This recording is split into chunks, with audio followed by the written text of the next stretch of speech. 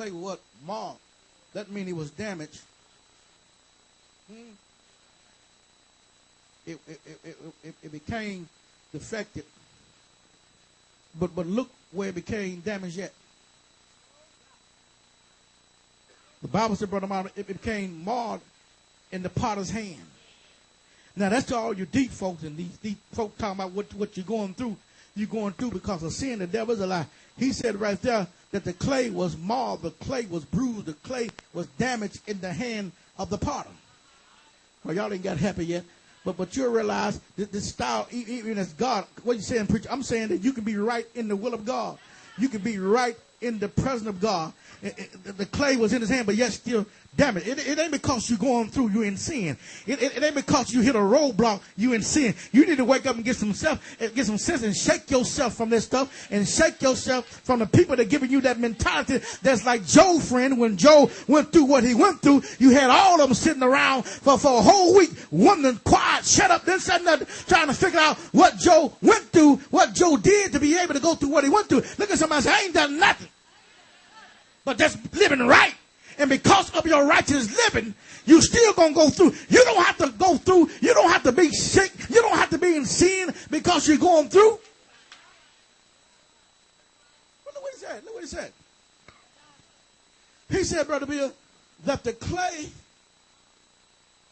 was marred, Sister Carla, in the hand of the potter.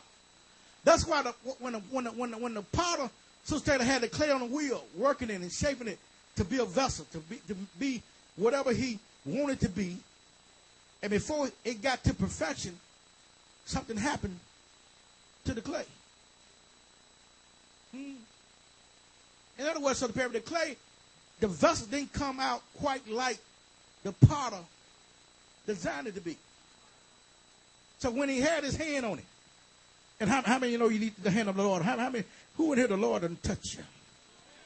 And you know God's hand on you. Can't nobody talk you out of it. Can't nobody persuade you otherwise that you're a chosen vessel of God and that the hand of God is on you. But right now you find yourself not in a place of glory. Right now you find yourself, look like you find yourself even out of disposition with God. You feel like God is not there because of what you're going through. But this clay was in the hand of the potter, and as the potter began to shape this clay and begin to mold this clay, so the collar, something happened to the clay.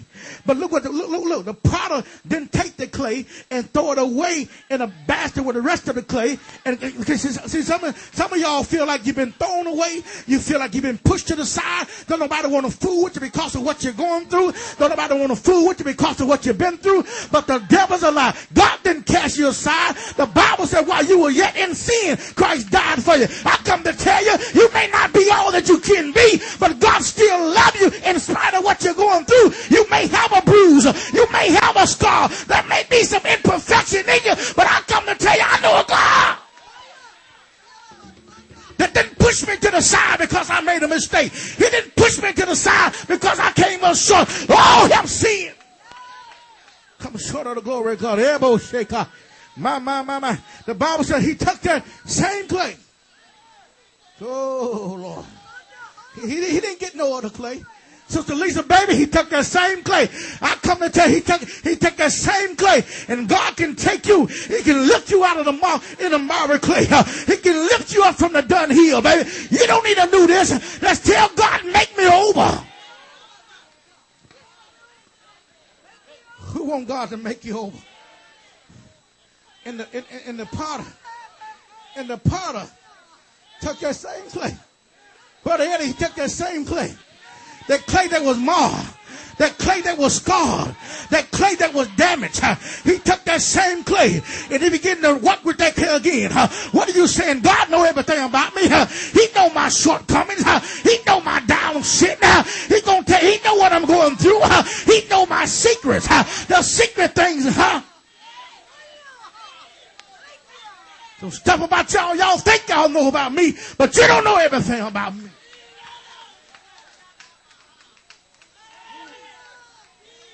God took it, Sister God. You may not have no patience with me, but I know a God, Sister Virginia, that got patience with me.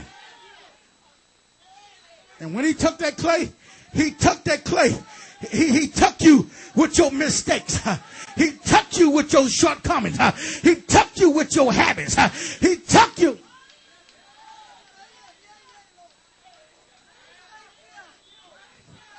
That's why John said, what manner of love is this?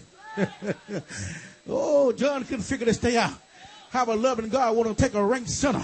How a loving God want to, you know you've been lying. You know you've been cheating, drinking, smoking, whoring, cussing and all.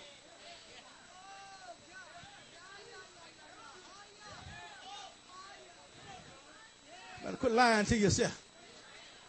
I know I still got some self-righteous folks up in here.